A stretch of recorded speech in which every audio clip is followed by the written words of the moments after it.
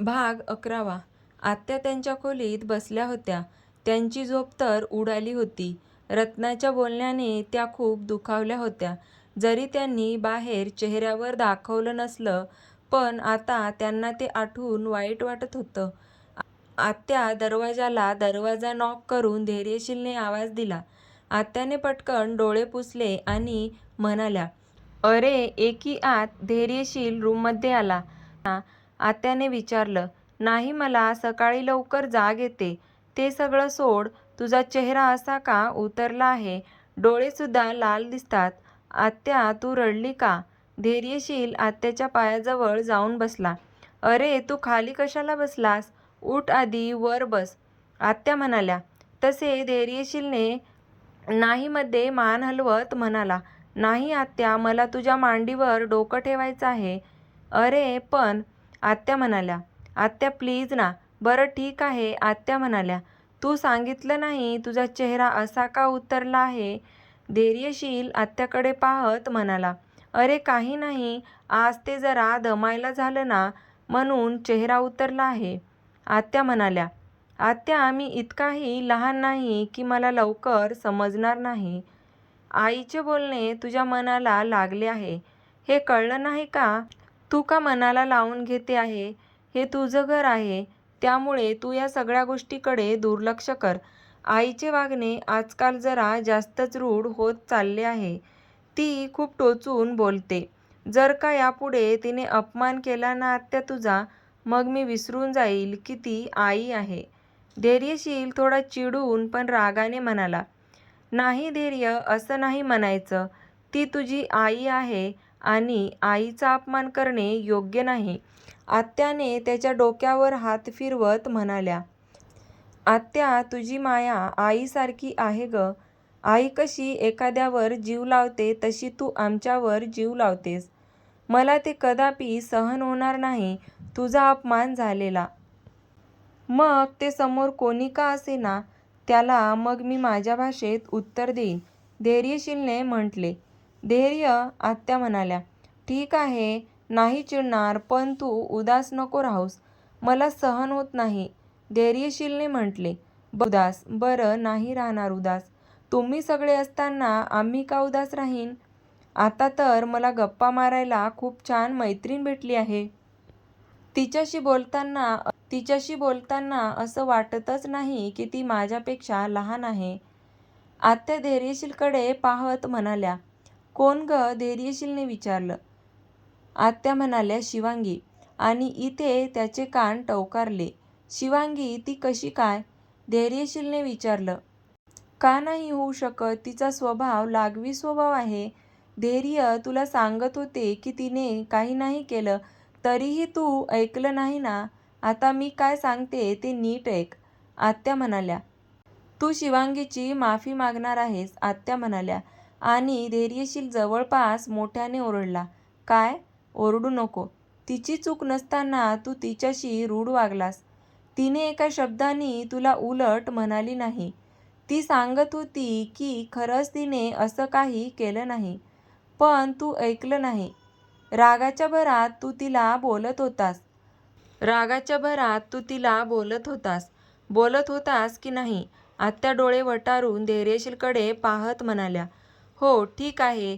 तू म्हणत आहेस तर मग मी माफी मागतो." चेहरा बारीक करून धैर्यशील म्हणाला, "जिथे आपले चुकले असेल तिथे माफी मागायची.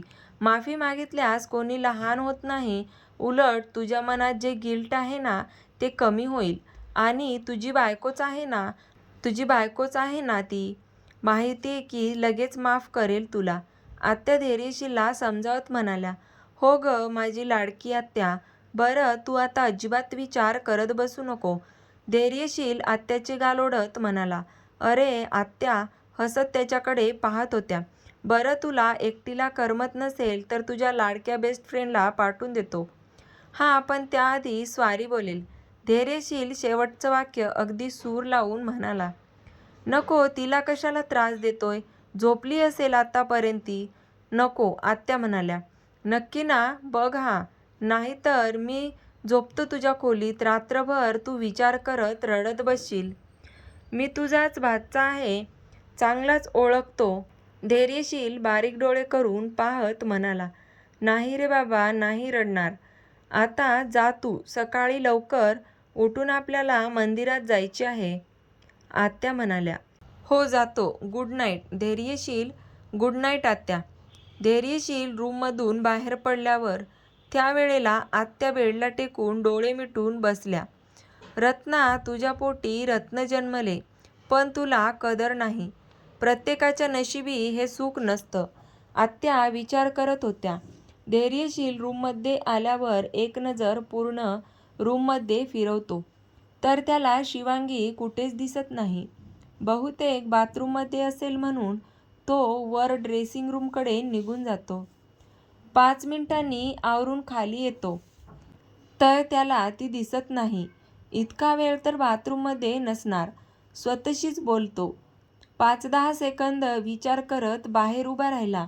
आत जाऊ की नको? शक्यच नाही इतका वेळ बाथरूममध्ये असणे. पहिले त्याने दरवाजावर नॉक केले. आतून आवाज आला नाही. तसे त्याने दरवाजाला थोडा धक्का दिला, तर लगेच दरवाजा उघडला. आत पाहिले तर ती आत नव्हती. कुठे गेली एवढ्या रात्री? पुन्हा घर सोडून पळून तर गेली नाही ना? धैर्यशीलच्या मनात विचाराचे चक्र चालू झाले होते. धैर्यशील पटकन रूममधून बाहेर पडला. पायऱ्या उतरून तो सरळ मेन डोअरकडे जातच होता की त्याला आत्याच्या रूममधून हसण्याचा आवाज आला. तशी त्याची पावले आत्याच्या रूमकडे वळली. शिवांगी, काय ग तू माझ्या लेकाची ॲक्टिंग करते? होय, तुला जमली बरं का? आत्या हसत म्हणाल्या आणि त्याचं लक्ष दरवाजात उभ्या असलेल्या धैर्यशीलकडे गेलं. त्याला पाहून त्यांना अजूनच हसू आले. पण शिवांगीला माहीत नव्हतं की तो उभा आहे. तिची पाठ होती त्याच्याकडे. धैर्यशील हाताची घडी घालून दरवाजाला टेकून उभा राहिला आणि आत्याला तोंडावर बोट ठेवून शांत राहा म्हणून सांगितलं. आत्या जेव्हा बघावं तेव्हा त्यांच्या नाकावर राग असतो. मलाही राग येतो ना, पण काही बोलता येत नाही. घाबरते ना मी. का घाबरते? तो खाणार आहे का तुला?